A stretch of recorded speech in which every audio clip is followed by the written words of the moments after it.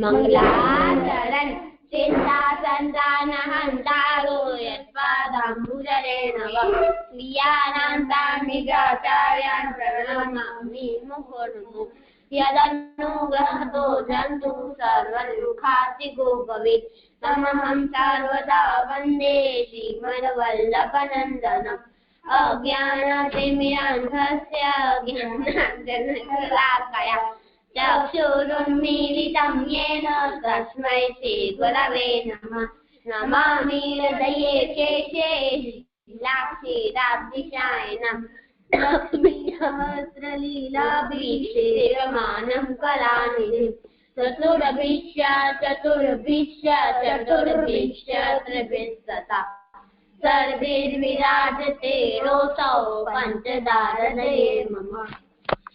दंडवत प्रणाम जीजी। दंडवत प्रणाम जीजी। हाँ राशेश, ભગવાન દાસજી નો પેલો પ્રસંગ એક વખત છે આચાર્યજી ભગવાન દાસ ના ઘરે પધાર્યા અને ત્યાં જઈને આ ભગવાન દાસે તેમને ભોજન કર્યું આચાર્યજીએ અને પછી એમના સ્ત્રી ભગવાન દાસની સ્ત્રી અને એમના માતા પિતાને નામ દીક્ષા આપી અને પછી આડેલ પધાર્યા અને જ્યાં આચાર્યજી જે ચોતરા ઉપર બિરાજ્યા હતા ત્યાં ત્યાં ભગવાન દાસ રોજ પોતું કરતા અને દંડવત કરતા અને પછી આચાર્યજી એમને રોજ દર્શન દેતા। આમાંથી શીખ મળે છે કે ભગવાન દાસ આચાર્યજી આપણે આપણા ગુરુની સેવા પ્રેમ અને ભાવથી કરવી જોઈએ તો ગુરુ આપણે સાનુભાવતા જતાવે। જેમ કે ભગવાન દાસ જ્યાં રોજ પોતું કરતા અને દંડવત કરતા તો આચાર્યજી જેમને રોજ દર્શન આપતા। સુંદર। આમાંથી શબ્દ છે આચાર્યજી એટલે શાસ્ત્રની વાંચે પોતાના જીવનમાં લીએ પોતાના શિષ્યને શીખવાડે તેને આચાર્યજી કહેવાય। બીજો શબ્દ છે દંડવત। દંડવત અડધો શબ્દ છે આખો શબ્દ છે દંડવત પ્રણામ। દંડ એટલે લાકડી અને વત એટલે એની જેવું આપણે લેટી અને ઠાકોરજીના દંડવત કરીએ એટલે તેને દંડવત કહેવાય। દંડની જેમ આપણે લેટી એને દંડવત પ્રણામ કહેવાય। શાબાશ જીજી થઈ ગયું સરસ। જીજી આમાંથી પ્રશ્ન છે જીજી નથી પ્રશ્ન।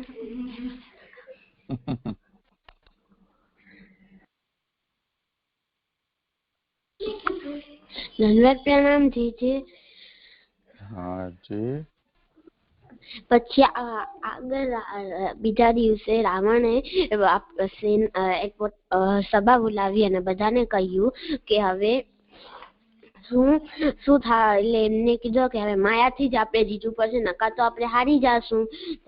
માયાથી જીતવા માટે એમને કીધું તો એમના નાના રાવણના નાના એમને એમ કહ્યું કે નાના એમ કહ્યું કે ના સીતાજીને પાછા એમને આપી દો ને તમે એના સામે હાલ્યા જાઓ। તો રાવણ એટલો અહંકાર હતો અહંકારમાં એમ બોલ્યો કે તમે મોટા છો નકા હું તમને મારી નાખત એમ બોલ્યો। તો અને પછી મેઘનાથે એમને શાંત કરાવીને કહ્યું કે હું એમને બધાને હરાવીશ તમે હું બધાને હરાવી લઈશ તમે ચિંતા ના કરો। તો રાવણને શાંત કરાવ્યો આવી રીતે અને રાવણ ખુશ થઈ ગયો। અને પછી જયારે મેઘનાથ જેમ કીધું એમ જ એને બધી સેના ઉપર આખો પ્રહાર કર્યો।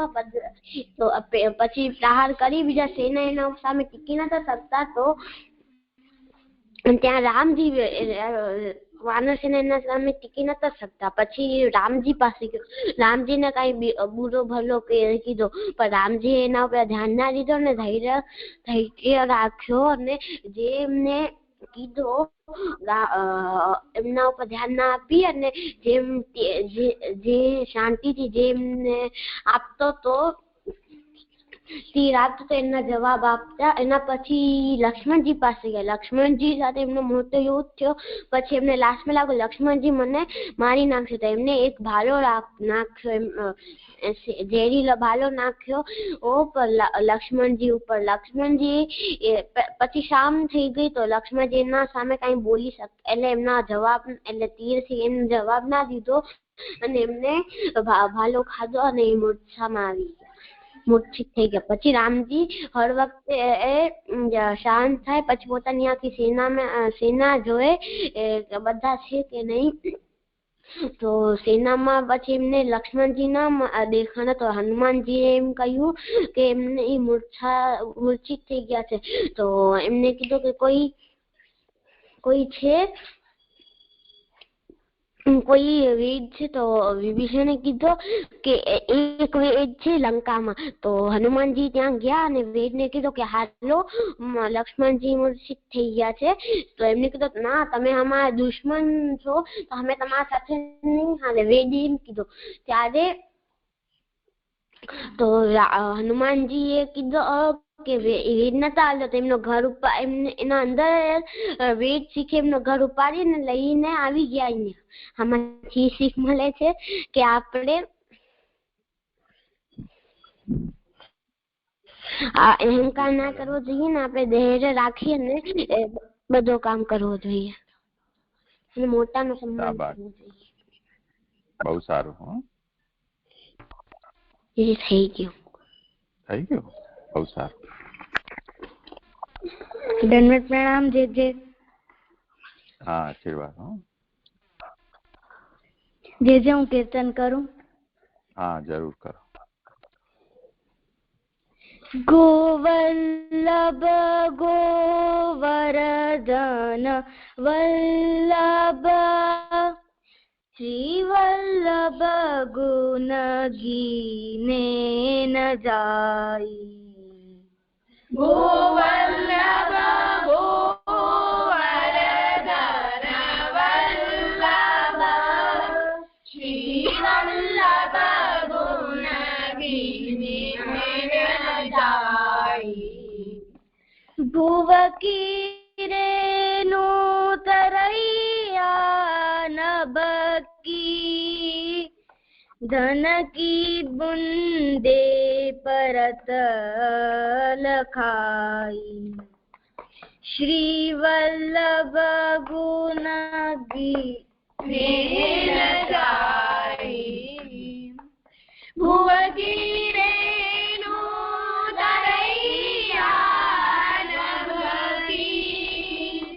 ગણકી બુંદે પરત લખાઈ. શ્રી વલ્લભ ગુણ ગીને જાય. जिनके चरण कमल रज वंदित संतन होत सदा जित चाई. जिनके चरण कमल रज वंदित संतन होत सदा चित चाई.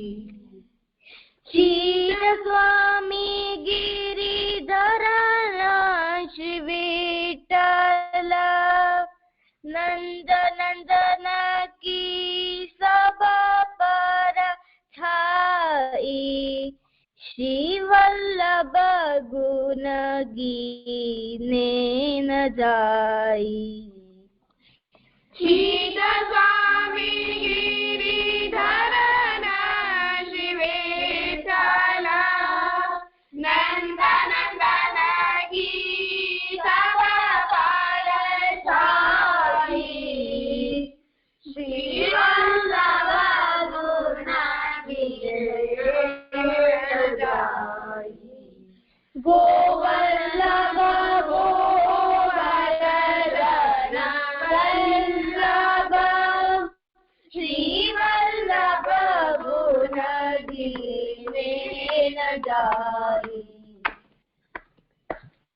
જે થઈ ગયું. હા, બહુ સુંદર. બસ એમ શ્રી ગુસાઈજીની વધાઈ કરતા જાઓ. જી જે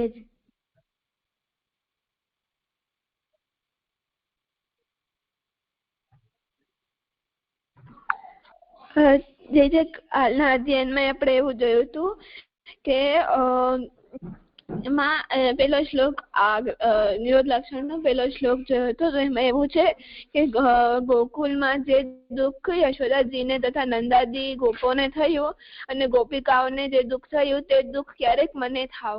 તો એમાં એમ સમજાવે છે કે જયારે ઠાકોરજી ગૈયા ચરાવવા પધારતા ત્યારે વ્રજવાસીઓ દુઃખી થતા. એમના મનમાં એવું થતું કે હવે ઠાકોરજી ક્યારે પધારશે. તે બધા વ્રજવાસીઓ પ્રભુ તેનાથી દૂર થઈ જાય એવો એમને નતો ગમતો અને એમનાથી દૂર અને પ્રભુ એમનાથી દૂર ન જાય એવા એમ બહાના કરતા.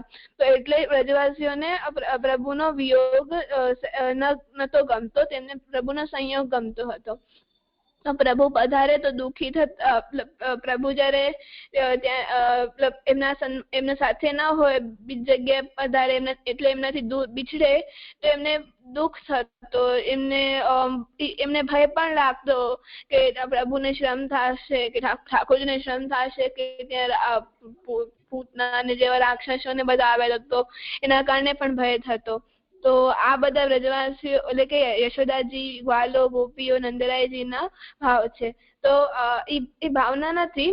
તો અહીંયા આપણે એમ કહ્યું છે કે આપણે આમના ભાવોની ભાવના કરવી જોઈએ.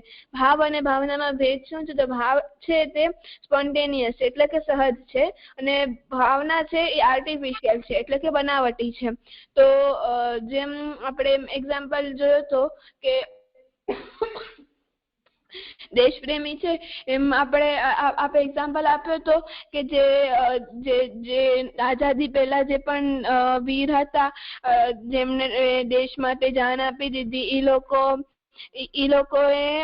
લોકોનો જે ભાવ હતો દેશ માટે, એ ભાવ આપણામાં નથી આવી શકતો. કેમ કે એ ભાવ પ્રભુ એ લોકોમાં થઈ શકે છે. કેમ કે એ લોકો એવી પરિસ્થિતિ જોઈ છે, એમના મનમાં એવો પ્રેમ છે દેશ માટે. જેમ કે આપણે એમ લઈએ કે લક્ષ્મીબાઈ છે. લક્ષ્મીબાઈ એમને એટલો એમના પુત્રને પણ પાછળ બાંધી અને પછી યુદ્ધ લડવા ગયા હતા. તો એવો એમનો ભાવ હતો એમના દેશ પ્રતિ. તો એવો એમનો ભાવ હતો. જયારે આપણે આમની કથા સાંભળીએ કે જયારે સ્વતંત્રતા દિવસના દિવસે ઝંડો ફરકાવીએ તો આપણામાં એવો જોશ આવી જતો, એવો આવેશ આવે. તો આપણે એમના ભાવથી આપણે આપણા ભાવમાં એમના ભાવની ભાવના કરીએ તો ભાવનાથી ભાવ પેદા થાય છે. એટલે કે એમનો જે ભાવ છે એ આપણે અંદર પેદા કરીએ અને એટલે કે આપણે એમના ભાવનો ચિંતન કરીએ, એટલે આપણે એના ભાવની ભાવના કરીએ તો આપણા મનની તો એ ભાવનાથી જે ભાવ પેદા થાય છે. તો અહીંયા પણ આપણે એવું સમજવું જોઈએ કે આ જે વિયોગનો ભાવ છે કે પ્રભુનો સંયોગનો ભાવ છે એ આપણો ભાવ નથી. તો એ જે નંદરાયજી, યશોદાજી, બાલો, ગોપીઓ એ લોકોનો ભાવ છે, આવો ભાવ છે, એ લોકોનો ભાવ છે. એમના ભાવથી એમના ભાવના આપણે ચિંતન કરીએ છીએ તો એનાથી ભાવના જાગે છે આપણા મનમાં. તો એ ભાવનાથી આપણો ભાવ પેદા થાય છે. તો અહીંયા તો જે ભાવના છે એ માનસિક હોય એવું જરૂરી નથી, કાયકી અને વાચનિકી પણ હોય છે. તો માનસિક એટલે કે મનમાં સ્મરણ કરીએ એ ભાવના, પછી કાયકી એટલે કે શારીરિક ક્રિયા કરીએ તેથી જે ભાવના હોય, અને વાચકી એટલે કે આપણે રટન કરીએ એ ભાવના. તો નંદરાયજી, યશોદાજી, ગોપ અને ગોપીજનોને પ્રભુ દૂર થયા તો દુઃખ થતું હતું. એવો એમનો ઠાકોરજી પ્રત્યેનો ભાવ છે. ઠાકોરજીના દૂર થવાથી જે દુઃખ થાય તે વિરહ જન્ય દુઃખ છે. તો જો આ રીતે ભાવ આપણે ઠાકોરજીથી બિછડવાથી આવો જે દુઃખ છે એ આપણે ન થાય, વિયોગ ન થાય, તો એનો અને જે ભાવ છે એ પેદા ન થાય આવો વિરહનો, તો આપણે એની આશા કે અભિલાષા હોવી જોઈએ. ને આવું પણ ન થાય તો એ બહુ ભયાનક સ્થિતિ છે, અલાર્મિંગ છે. તો એ સ્થિતિ બહુ અલાર્મિંગ છે. જેમ કે આપણે એક્ઝામ્પલ આપ્યો તો ગજ્જન ધાવનનો ને અમાક્ષત્રાણીનો. તો અમાક્ષત્રાણીએ પહેરો ઠાકોરજીને લગાડ્યો હતો, તો એમને એવી રીતે એમણે એવું ના કર્યું કે ઠાકોરજી જ્યાં સુધી ટેરો છે ત્યાં સુધી હું એમનાથી બિછડી જઈશ. તો એમનો ભાવ તે સ્ટેજ સુધી નતો પહોંચ્યો. પણ ગજ્જન ધાવનને થોડોક દૂર પાન લેવા માટે મોકલાવ્યો, તો પછી મૂર્છા ખાઈ ગયા. એમને મૂર્છા આવી ગઈ ઠાકોરજીના વિયોગથી. તો એમનો ભાવ ત્યાં સુધી પહોંચી ગયો છે. તો એવી રીતે આપણે એને સમજવું જોઈએ કે તો પછી તો જે સેવા કરે છે તેમાં આપણે પ્રેમ, જેની આપણે સેવા કરીએ છીએ એનાથી બિછડવાથી આપણે વિયોગ ન થાય, એ વિયોગની અનુભૂતિ નથી થતી, તો કઈ કમી છે કે કઈ રોગ છે આપણામાં, તો આપણે પ્રેમ વધારવો, સ્નેહ વધારવું, તો વિરહ આપણે થશે. તો આપણે એમાં ભૂખનો એક્ઝામ્પલ લીધો હતો કે આપણે આમ નાસ્તો કરીએ ને પછી જમવાનું ન જમીએ ને એવી રીતે એમ કરીએ તો એનો મતલબ કે આપણે કઈ રોગ આવી ગયો છે, તો આપણે એટલે કે ડોક્ટર પાસે લઈ જઈએ. તો એવી જ રીતે આપણે આને સમજવું જોઈએ કે જે પ્રેમ છે આપણે જે એમની સેવા કરીએ છીએ એમનાથી આપણે પ્રેમ છે, પણ એને બિછડવાથી આપણે વિયોગ નથી થઈ રહ્યો, એટલે કંઈક રોગ છે, કંઈક કમી છે. તો પછી એનામાં એમ કહ્યું છે કે આપણે પ્રેમ વધારવો જોઈએ, તો આપણે વિરહ થશે. તો આપણે પ્રેમ કેવી રીતે વધારી શકીએ? તો એનામાં એવું જોયું હતું કે એમાં આપણે પેલા એક્ઝામ્પલ જોયો હતો ચિકિત્સા શાસ્ત્રનો, કે ચિકિત્સા શાસ્ત્રમાં એવું કહ્યું છે કે જે પણ રોગ છે, પેલા તો રોગ છે એને ગોતવો જોઈએ, પછી રોગ કયા કયા કારણોથી થાય છે એ જોવું જોઈએ, અને પછી એ રોગનો જે ઉપાય છે એ જોવું જોઈએ. તો આપણે સૌથી પહેલા રોગ શું છે એ ગોતીએ. તો એમાં એવું છે કે આના સાથે રિલેટેડ કરીએ તો આપણે ભક્તિ માર્ગીએ છીએ, અને તો પણ તે ભગવાનથી દૂર થાય છે, તેનો એને અહેસાસ નથી થતો, વિરહનો અનુભવ નથી થતો. આ રોગ છે. રોગના કારણો તો કૃષ્ણાશયથી કરીને ભક્તિવર્ધિનીમાં અને બધામાં સમજાવ્યા છે, અને પછી એ બધા કારણો એમાં કહ્યા છે. અને રોગનો ઉપાય તો દુઃખનો અનુભવ નથી થઈ રહ્યો, તે દુઃખની અભિલાષા કરો. એટલે કે અહીંયા એવું સમજાવવા માંગે છે કે આપણે જે વિરહ છે એ નથી થઈ રહ્યો, પર જે આપણે વિરહ નથી થઈ રહ્યો પણ આપણે વિરહ થાય એવી આપણે ભાવના, એવું કઈ આપણે મનમાં ઈચ્છા જાગે કે મને વિરહ ક્યારે થશે, જેમ વ્રજવાસીઓને વિરહ થયો છે એવો મને વિરહ ક્યારે થશે, એવી ઈચ્છા આપણા મનમાં જાગે એને અભિલાષા કહેવાય છે. તો અભિલાષા એટલે કે મન ઠાકોરજીમાં બંધાયેલો છે. એવી સ્થિતિ નથી આવી કે આપણે ઠાકોરજીને યાદ પણ નથી કરતા. આપણે ઠાકોરજીની સેવા કરીએ છીએ તો પછી આપણું મન ઠાકોરજીમાં બંધાયેલો છે. તો જે દુઃખનો અનુભવ આપણને નથી થઈ રહ્યો, તે દુઃખ થાય, તે આપણે વિરહ થાય એની આપણે અભિલાષા કરીએ છીએ. જે વિરહ વ્રજવાસીઓને થાય છે તે મને ક્યારે થશે, એટલે કે મને વિરહ થાવ એમના ભાવ, તેવી અભિલાષા આપણને થાય. તો અભિલાષા એટલે કે મન ઠાકોરજીમાં બંધાયેલો રહે. તો પછી એનો ઉપાય બતાવે છે કે ભાવોની ભાવના. તો જે વ્રજવાસીઓનો જે ભાવ છે એનો આપણે ચિંતન કરશું તો એટલે કે એમના ભાવોની આપણે ભાવના કરવી જોઈએ. તો એમની જે આપણી ભાવના છે એનાથી પેદા થયેલો ભાવ, જે મને એવું સમજાયું હતું. હા, સુંદર. કોઈ વાત છૂટી ગઈ હોય ને કોઈને કહેવું હોય, ઉમેરવું હોય તો.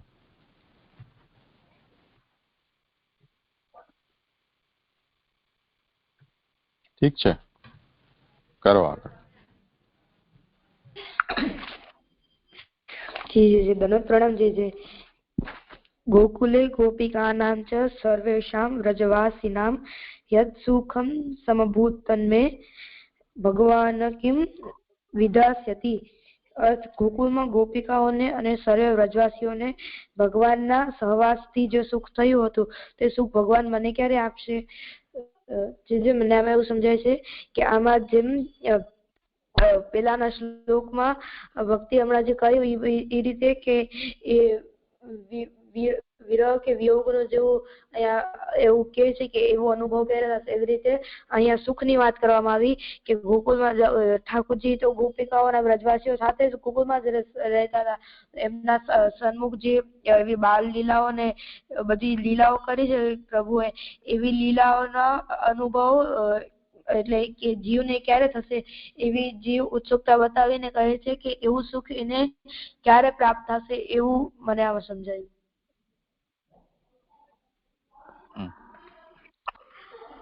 જે મને આમાં એવું સમજાય છે કે આના પહેલાના શ્લોકમાં એમ સમજાવવામાં આવ્યું છે કે જે વિરહ જે છે જે ઠાકોરજીથી બિછડવાનો દુઃખ છે ઈ જે ભક્તને છે એ નથી થઈ રહ્યો તો ઈ થાય, અને પછી બીજા શ્લોકમાં એમ સમજાવે છે કે એની એને અભિલાષા છે વિરહનો, તો એવી જ રીતે બીજા શ્લોકમાં એમ સમજાવે છે કે ગોકુળમાં જેમ ગોપિકાઓને અને સર્વે વ્રજવાસીઓને ભગવાનના સહવાસથી જે સુખ થયું હતું તે સુખ ભગવાન મને ક્યારે આપશે? એટલે કે જેમ ઠાકોરજી બિરાજે છે અને ઠાકોરજીની સન્મુખ હું સેવા કરું છું, એટલે અને જેમ વ્રજવાસીઓને જે સુખ થતું હતું એવો સુખ જે સુખની ભાવ એમનો એવો સુખનો ભાવ હતો એવો ભાવ મને ક્યારે પ્રભુ આમ આપશે? એવો સુખ મને ક્યારે થશે? એવી એને અહીંયા પણ અભિલાષા જ છે પ્રભુના સંયોગમાં, રીતે મને એવું સમજાય છે। હા, ઠીક છે। પહેલા શ્લોકમાં દુઃખની આશંસા કરવામાં આવી છે, બીજામાં સુખની આશંસા। તો જે સુખ દુઃખ છે પ્રભુ સંબંધી એ સંયોગ અને વિયોગની અનુભૂતિ ઉપર આધાર રાખે છે। જો વિયોગનો અનુભવ થઈ રહ્યો છે તો વિયોગજન્ય દુઃખ થાય। સન્મુખ સેવામાં હોઈએ અને ત્યારે ઠાકોરજીના સંયોગનો અનુભવ થઈ રહ્યો છે તો સંયોગજન્ય સુખની અનુભૂતિ થાય। તો સૌથી પહેલા તો આ બંનેને અનુભવવું, એનું સેન્સેશન થવું, એને ફીલ કરવું, એ પહેલું પગથિયું છે। જેમ આપણે ડોક્ટર પાસે દેખાડવા જઈએ તો એ આપણને દુખે છે, અહીંયા દુખે છે એમ કરીને એને સ્પર્શ કરે, દબાવે,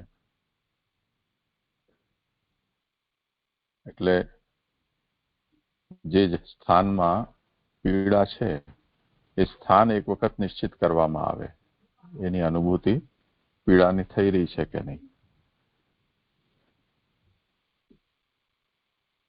તો કોઈ વસ્તુનો એ રીતે અનુભવ થવો એ પહેલું પગથિયું છે।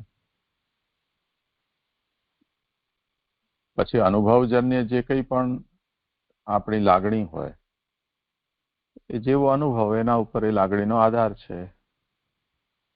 સુખ દુઃખ કે ન સુખ ન દુઃખ એમ ત્રણ રીતે એને વિચારીએ। કોઈને વાગી ગયું હોય, માની લો કે પગના પંજામાં ઠોકર લાગી કે કોઈ વસ્તુ ઉપર પગ આવી ગયો, વજન આવી ગયું,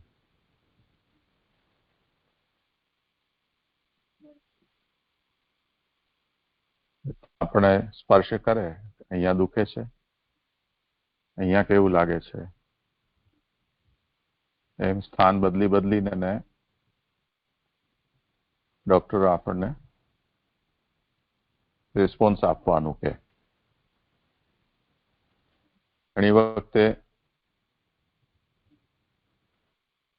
કોઈ જગ્યાએ સ્પર્શ કરવાથી કે દબાવવાથી આપણને સારું લાગતું હોય, કેટલીક જગ્યાએ કેટલાક પ્રકારના દર્દમાં કે રોગમાં એ સ્થાનમાં આંગળી પણ અડી જાય તો પીડા થાય. કેટલીક સ્થિતિમાં સ્પર્શ કરે તો પણ એનો અનુભવ જ ન થાય. તો સુખાત્મક, દુઃખાત્મક અને ન સુખ ન દુઃખ એમ ત્રણેય પ્રકારની અનુભૂતિ હોઈ શકે.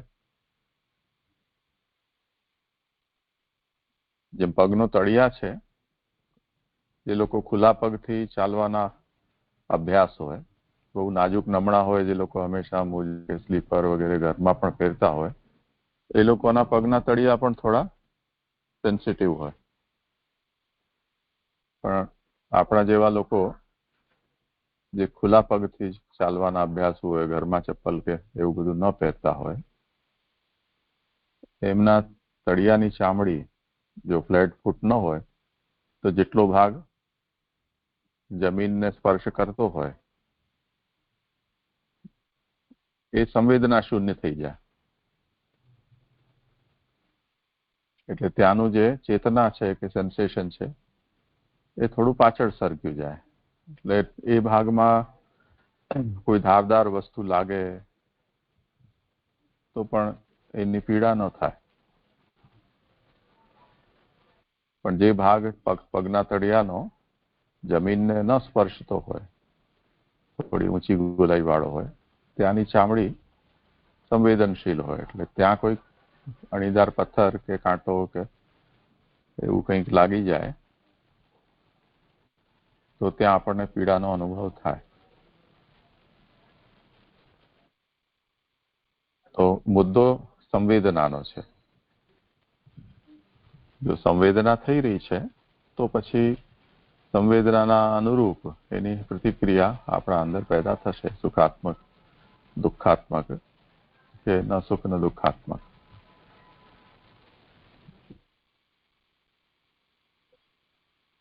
હવે પ્રારંભિક અવસ્થા જે છે એમાં ભગવત સંગ કોને કઈ જાતનો પ્રાપ્ત થયો છે એના ઉપર નિર્ભર કરે છે. એનું આપણે આજ વચન જે આપ્યું છે એમાં થોડું ધ્યાનથી જોઈએ. ગોકુલે ગોપિકાનાંતુ સર્વેષામ વ્રજવાસિનામ યત સુખમ સમભૂત તન્મે ભગવાન કિમ વિધાસ્યતિ. આમાં જો નંદરાયજી યશોદાજીના નામ આમાં નથી. બીજા શ્લોકમાં પહેલામાં યચ્ચ દુઃખમ યશોદાયા નંદાદીનાંચ ગોકુલે ગોપિકાનાંતુ યદ દુઃખમ તદ દુઃખમ સ્યાન મમ ક્વચિત. નંદરાયજી યશોદાજીને ત્યાં ગણાવ્યા છે. ઠાકોરજી ઘરમાં એમને ત્યાં જન્મ્યા છે અને બહાર પધારે છે તો વિરહજનને દુઃખ થાય છે. તે જ રીતે ઠાકોરજી પાછા ઘરે પધારે તો વિરહ નિવૃત્ત થઈને અને દુઃખ પણ નિવૃત્ત થવું જોઈએ અને એના સ્થાને સુખ થવું જોઈએ. તો ફરીથી જે સુખ યશોદાજીને અને નંદરાયજીને અને સર્વ વ્રજવાસીઓને ઠાકોરજીના ગોકુલમાં પધારવાથી થાય છે એવું મને સુખ ક્યારે થશે, એવો શ્લોક મહાપ્રભુજી લખી શક્યા હોત. પણ અહીંયા નંદરાયજી યશોદાજીના નામ કેમ નથી લખ્યા? અને એના સ્થાને ગોકુલે ગોપિકાનાંતુ સર્વેષામ વ્રજવાસિનામ. ગોપિકાઓનો પહેલા ઉલ્લેખ કર્યો છે, પછી સર્વેષામ વ્રજવાસિનામ. વ્રજ અને ગોકુલ એ બંને એક જ વસ્તુ છે.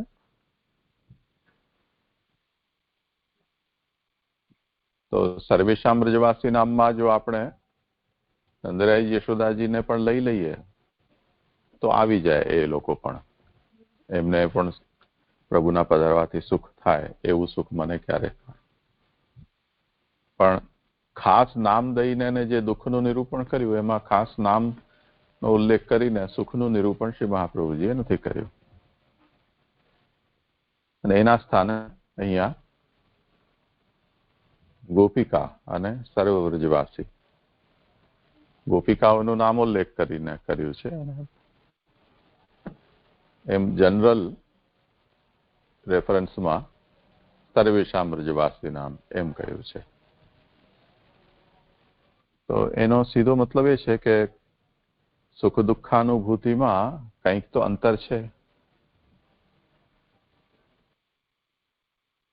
જેમનો નામ ઉલ્લેખ પૂર્વક સુખ દુઃખનું નિરૂપણ થઈ રહ્યું છે એમને એ પ્રસંગમાં વિશેષ કરીને દુઃખ કે સુખનો અનુભવ થઈ રહ્યો છે. અને જેમનો અને બીજી રીતે જે ક્રમમાં નામનો ઉલ્લેખ છે એ ક્રમમાં પણ આ જ રહસ્ય છે કે જેમનું પહેલું નામનું સ્મરણ કરવામાં આવ્યું છે એને વિશેષ સુખ દુઃખનો અનુભવ થઈ રહ્યો છે.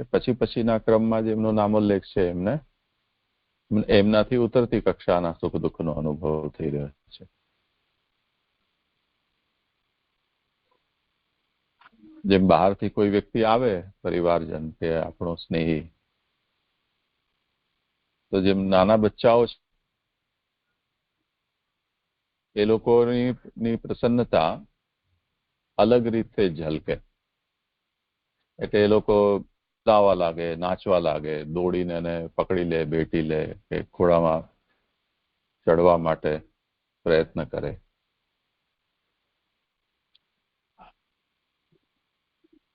એમને જે પ્રસન્નતા છે એ પ્રસન્નતા એકદમ પરાકાષ્ઠાની છે. એટલે એની અભિવ્યક્તિ પણ બીજાને પણ થતું હશે પરંતુ અભિવ્યક્ત ન થાય એ પ્રસન્નતા એમની વાણી કે ક્રિયામાં પ્રકટ ન થાય. એવું જ છે દુઃખના વિષયમાં છે. નાના બચ્ચાઓ છે એમનું દુઃખ પણ એવું છે, જતા જુએ તો રડવા લાગે, જીદ કરે મને જાવું છે, અથવા ન જાવ એમ પકડી લે આપણને કે આપણા સ્કૂટર મોટરમાં ચડી જાય. તો જેમને આ જાતનું સુખ દુઃખ થઈ રહ્યું છે એમનું તો અહીંયા નામોલ્લેખ કરવામાં આવ્યો છે અને એમના પહેલા ક્રમમાં એમના નામ ગણાવ્યા છે, બીજાના પછીના ક્રમમાં કહ્યા છે. તો દુઃખની જે આશંસા છે એમાં યશોદાજી, નંદરાયજી અને ગોપીજનો એમનો નામનો ઉલ્લેખ કર્યો છે. અન્ય વ્રજવાસીઓનો ઉલ્લેખ શા માટે નથી કર્યો? કેમ કે એ તો ઠાકોરજી સાથે જ છે. સખાઓ બધા ગાયો ચારવા માટે ઠાકોરજીની સાથે ગયા છે. તે જ રીતે નંદરાયજીની આજ્ઞાથી જે મોટા ગોપ છે એ ઠાકોરજીની રક્ષા માટે અને ગાયોની રક્ષા માટે મુખ્ય તો એ લોકો ચરાવવા જાય છે. આ તો સાથે ખાલી અમે ટીંગાઈ ગયા છે. એ વ્રજવાસીઓને તો ઠાકોરજી સાથે જ છે એટલે સંયોગ જ છે. તો એમને શા માટે દુઃખ થાય અને દુઃખ કરવું પણ શા માટે જોઈએ જયારે ઠાકોરજી સાથે જ બિરાજી છે? તો તે વખતે દુઃખ તો એને થવું જોઈએ કે જે ઠાકોરજી સાથે નથી. એટલે પહેલા શ્લોકમાં યશોદાજી, નંદરાયજી અને ગોપીજનો એનો ઉલ્લેખ કરેલો છે કેમ કે એ લોકો વનમાં ગોચારણ માટે નથી ગયા. હવે જે ઠાકોરજી પાછા પધારે છે તે વખતે જે લોકોને દુઃખ થયું છે એમને હવે સુખ થવું જોઈએ તો બધાને ગણાવવા જોઈએ. પણ એમાં અહીંયા શા માટે નંદરાયજી, યશોદાજીનું નામ નથી લીધું? ગોપીજનોનું નામ લીધું છે અને જનરલ સેન્સમાં સર્વેશામ વ્રજવાસી નામ એમ કહ્યું છે. એનું કારણ એ રીતે વિચારી શકાય કે ઠાકોરજી તો નંદરાયજીના ઘરના બાલક છે અને જ્યારથી પણ ગાયો ચારવા માટે પધારવાનું શરૂ કર્યું છે તો એ રોજનો ક્રમ થઈ ગયો છે. જેમ તમે બચ્ચાઓ પહેલી વખત જ્યારે સ્કૂલે જતા તે વખતે ઘર પરિવારના લોકોને જેમ તમારી યાદો આવતી કે દુઃખ થતું, એ પછી ધીરે ધીરે દુઃખ ઓછું થતું જાય. આ લૌકિક દૃષ્ટિથી આપણે આ વાતને વિચારીએ છીએ. પછી તો રોજનું થઈ ગયું. તે જ રીતે પહેલી વખત સ્કૂલથી જઈને આવે તો તે વખતે બચ્ચાને ઓર વધારે ઉમળકાથી એનું સ્વાગત કરે, એને લાડ પ્યાર કરે, પૂછે કે આજે શું શું થયું, શું કર્યું, શું ભણીને આવ્યા, શું લખ્યું. પણ 2, 5, 7 દિવસ પછી તો રોજનું રોજ એક સરખું જ થઈ જાય. પછી તો શું પૂછવાનું વારંવાર. તો જે ક્રિયા છે એ રોજની થઈ જાય તો એની અંદર એટલી બધી ઉત્તેજના ન રહે. એમ નંદરાયજી યશોદાજી છે, એમને તો એ પૂરી ખાતરી છે કે ઠાકોરજી પધાર્યા છે તો હવે તો ઘરમાં જ પધારશે. બીજે તો ક્યાં જાય? ઘરનું બાળક હોય, ઘરથી બહાર જાય તો ઘરમાં જ પાછો આવે. એટલે ઠાકોરજીના ઘરમાં પધારવાના વિષયમાં એમને મનમાં કોઈ સંશય નથી.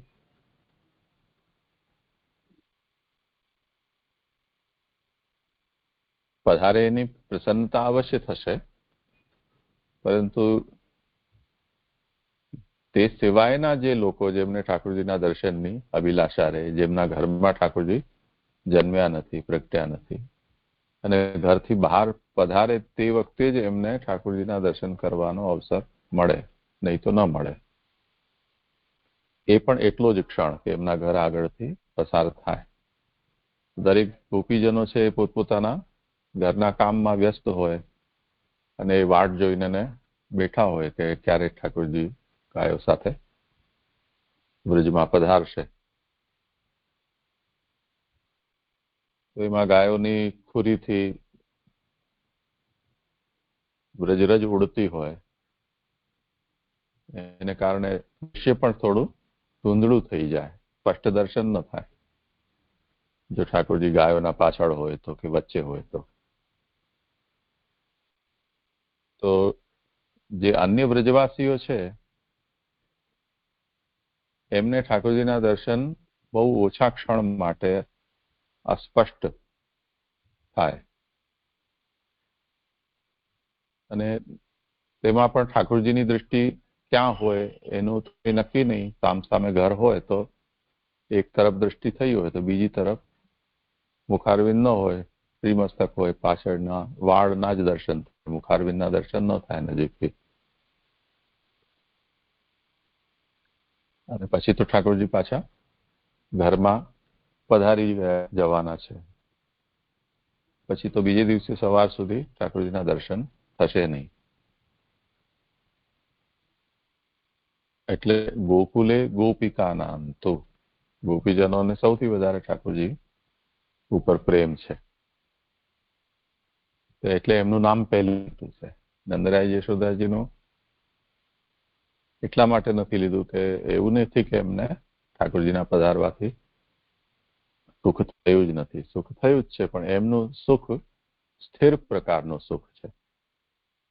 2 પ્રકારના સુખ આપણે વિચારી શકીએ કે જેમાં તરંગ ઉઠે નિત્ય નૂતન, એટલે એવી ઉત્તેજના થાય, હૃદયના ધબકારા વધી જાય. એ પ્રકારની જે ઉત્તેજના છે એ પ્રકારનું એક સુખ છે, અને એક સ્થિર પ્રકારનું.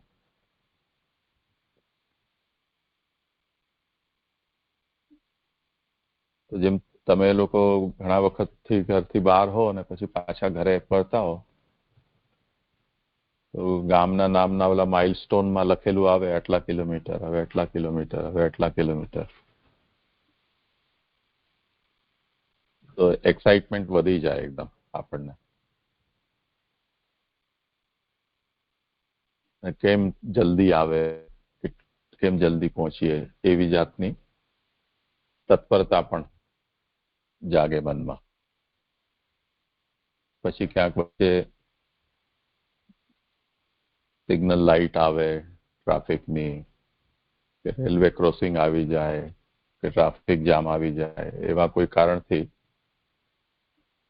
પહોંચવામાં થોડો વિલંબ થઈ જાય તો ઓર વધારે ઉત્તેજના થાય, થોડી ફ્રસ્ટ્રેશન પણ આવે એવું, એટલે ખેદ થાય કે અરે ટાઈમ બગડે છે, જલ્દી પહોંચો. એવી રીતે ગોપીજનો છે અને જે અન્ય બ્રજવાસીઓ કે જે લોકો કોઈ કારણથી ઠાકોરજી સાથે વનમાં નથી જઈ શક્યા, એ બધા અન્ય, એ બધાને ઠાકોરજીના વનમાંથી બ્રજમાં પધારવાથી સુખ થાય છે. તો એવું સુખ જ્યારે ઠાકોરજીના ઘરમાં આપણે ઉત્થાપન ઘટાનાદ કરીએ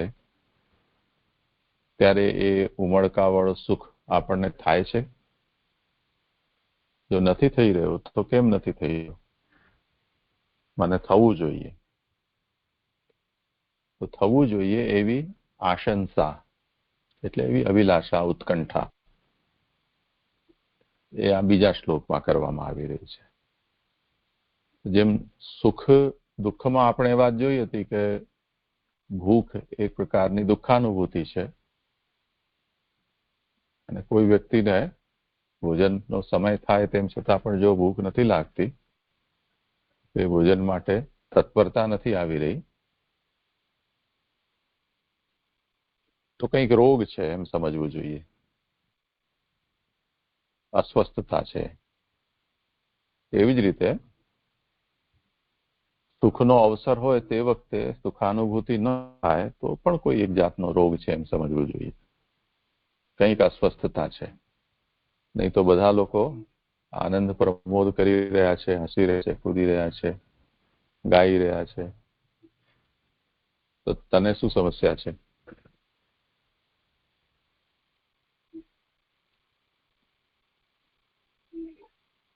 તો ઠાકોરજી ના સન્મુખ થવાનો અવસર આવ્યો છે તો ચહેરા ઉપર હસી આવી જવી જોઈએ, પ્રસન્નતાના ભાવ આવવા જોઈએ, ઇન્દ્રિયો આપણા પુલકિત થવા જોઈએ.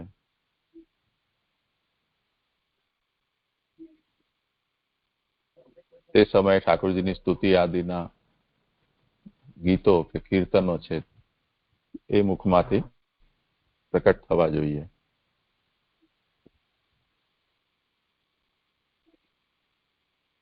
જો એવું નથી થઈ રહ્યું તો કોઈ જાતની ભક્તિ માર્ગીય અસ્વસ્થતા છે. અને અસ્વસ્થતાનો મતલબ એ જ છે કે એ સંવેદના આપણને નથી થઈ રહી, સંવેદનાહીનતા છે. જેમ શરીરમાં સ્પર્શ થાય અને દુઃખ થયું તો સારી વાત છે, કોઈ પ્રકારના સ્પર્શથી તમને સુખ થઈ રહ્યું છે તો એ સારી વાત છે. પણ ન સુખ થઈ રહ્યું છે, ન દુઃખ થઈ રહ્યું છે તો બહુ મોટી ચિંતાનો વિષય છે. કેમ કે આપણે સચેતન વ્યક્તિ છીએ, તો કોઈ પણ જગ્યાએ ચેતના શૂન્યતા આવે તો એ બહુ મોટો ખતરો છે. એ ચૈતન્ય શૂન્ય ન થવું જોઈએ. હવે કુદરતે વાળ છે કે નખ કે આપણા પગના કડિયા છે કે એવી રીતે જેમનો જે ભાગ વધારે એક્સપોઝ હોય કે વપરાતો હોય ત્યાં થોડી કઠોરતા લાવી દીધી હોય, એ તો બધામાં જ હોય છે, એટલે એ કોઈ ચિંતાનો વિષય નથી. પણ તે સિવાય જ્યાં જ્યાં પણ સંવેદના થતી હોય અથવા થવી જોઈએ, ત્યાં જો એ સંવેદનાનો અનુભવ નથી થઈ રહ્યો તો એ સિચ્યુએશન અલાર્મિંગ છે આપણા માટે. એનો તત્કાલ ઇલાજ કરવો જોઈએ. એવી રીતે જ્યારે પ્રભુનો સંયોગ પ્રાપ્ત થઈ રહ્યો છે તે અવસ્થામાં જો આપણને સુખાનુભૂતિ નથી થઈ રહી તો કોઈક જાતનું ભક્તિ માર્ગીય અસ્વાસ્થ્ય છે, અને એના નિરાકરણ માટે કંઈક પ્રયત્ન કરવો જોઈએ. એની અભિલાષા જો થઈ રહી છે તો હજી પણ મનુષ્ય જીવિત છે એમ સમજવું. તમે કોઈ વખતે એમ જોતા હશો કે પશુઓમાં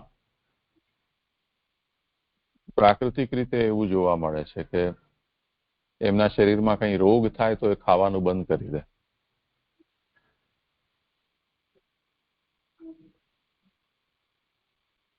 અને એમને એવો સંકેત શાયદ પ્રાપ્ત થઈ જતો હશે કે જો રોગ અસાધ્ય જેવો હોય, આપણે તો શું ખબર પડે કે એમને શું તકલીફ છે, પણ એમને એવો સંકેત મળી જાય છે કે કોઈક રોગ એમને થયો છે, તો પછી એને જબરજસ્તી આપો તો પણ એ ખાવા પીવાનું બંધ કરી દે કે જેથી જલ્દીથી મૃત્યુ થાય અને આ પીડામાંથી છૂટે.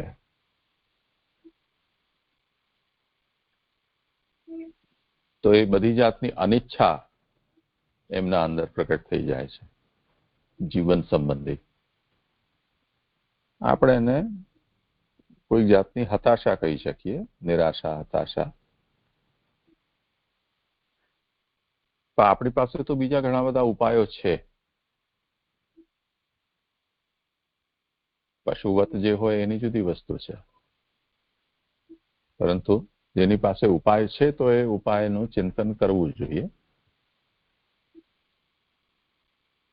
તો જેમ ઠંડીના વખતમાં અત્યારે જેમ બહુ ઠંડી છે, જ્યાં પણ હશે, તો આપણે સવારે સ્નાન કરીએ કે વારંવાર હાથ ધોઈએ કરીએ, વાસણ માંજ્યા હોય, કપડાં ધોયા હોય, કપડાં સુકવ્યા હોય,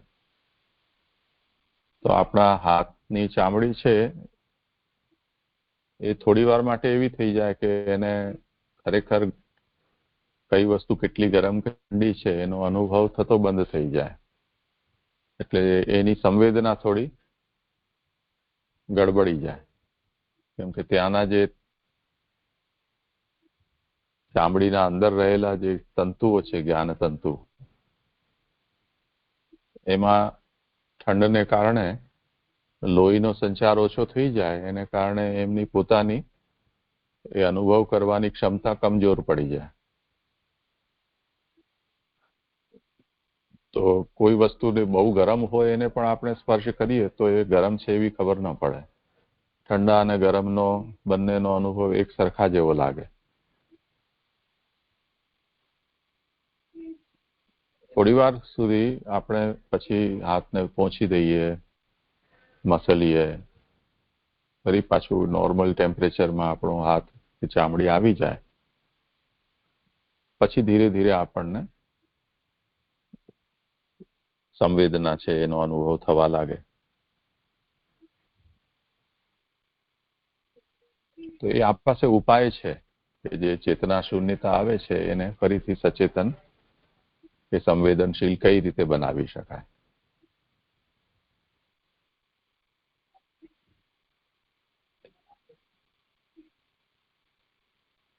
તો અહીંયા પણ શ્રી મહાપ્રભુજી એમ આજ્ઞા કરે છે કે આના ઉપક્રમમાં આપણે જોયું કે ભગવત સેવા, ભગવત કથા પરાયણ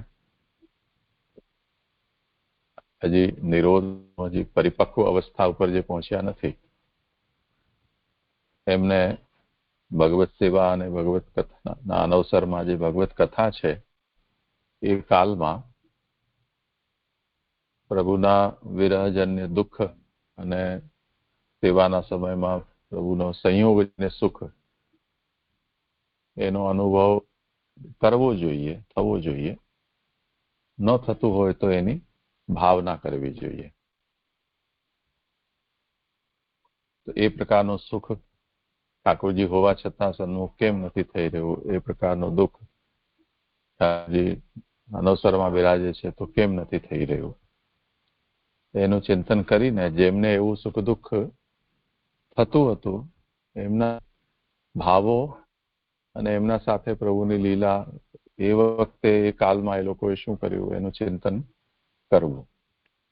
તો એનાથી એ જે ચેતના શૂન્યતા આવી ગયેલી છે એમાં ફરીથી ચેતનાનો સંચાર થાય છે. મુખ્ય આ વાત અહીંયા કહેવામાં આવી રહી છે.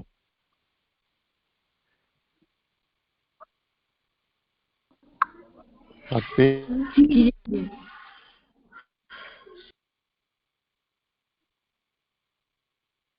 છે કઈ આમાં સમજવાનું સમજાવવાનું કોઈ પ્રશ્ન? જે મને આમાં એવું પૂછવું હતું કે આનામાં એટલે પહેલા શ્લોકમાં એમ સમજાયું કે આપણે જે આપણે દુઃખ થાય છે એટલે કે આપણે દુઃખ નથી થતો પ્રભુની સેવામાં, તો આપણને એમના ભાવોની ભાવના કરવી જોઈએ, જેનાથી એવો ઉપાય બતાવ્યો. તો પછી બીજા શ્લોકમાં જે ઠાકોરજીનો સંયોગ થાય છે એ ગોપિકાઓને થાય છે, કેમ કે અને બીજા વ્રજવાસીઓને થાય છે, કેમ કે એમને ક્ષણભર જ ઠાકોરજીના દર્શન થાય છે. તો આપણને એવો સુખ ઉત્થાપન પછી જયારે આપણે ઠાકોરજીના દર્શન કરીએ તો આપણને એવો સુખ ક્યારે થશે? એવો જયારે એવી અભિલાષા આપણને હોય તો એવી અભિલાષાને એટલે કે એના ઉપાય જે આપણે પ્રભુનું સુખ સુખ ભોગવવાનો એટલે ઉપાય શું, એટલે એ સમજાયું નહીં મને. બંસીને પૂછો.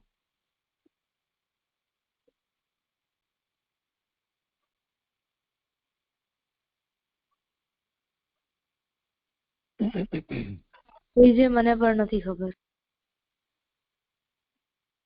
પ્રશ્ન સમજાયો ભક્તિનો?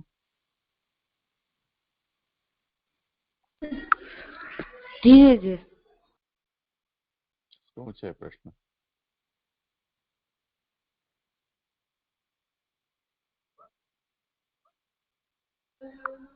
જે ભક્તિ એમ પૂછ્યું કે પ્રભુના સુખ માટે ઉપાય શું, કે આપણે પ્રભુનું સુખ ભોગવવું હોય તો એનો ઉપાય શું, એમ પૂછ્યું એને. સુખ ભોગવવાનો ક્યાં મુદ્દો છે? અનુભવનો વાત છે. હા જે એ જ સુખ અનુભવ કરવો હોય તો એનો ઉપાય શું?